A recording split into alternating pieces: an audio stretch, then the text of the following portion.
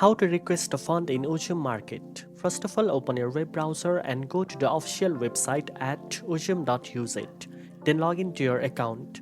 Next, go to the My Order section and select the order you want to refund for. Make sure the order is eligible for a refund based on Uzum Market's policy or the seller's rule. If you paid online with a card, the refund is processed within 24 hours, but the exact time depends on your bank. A refund receipt will appear in your account under the order as an electronic receipt. For orders paid in installment, the limit is returned immediately after a full return.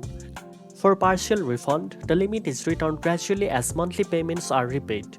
The refund receipt appears as an electronic receipt. For cash payments upon delivery, the refund is made on the same day. The electronic receipt will not appear in your account. If you paid by card on delivery, the refund is returned to your card within 10 days after submitting the refund form.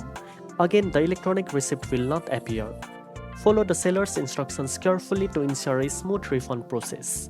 Now you know how to request a refund in Uzum Market. If you found this video helpful, don't forget to like, share and subscribe for more shopping tips.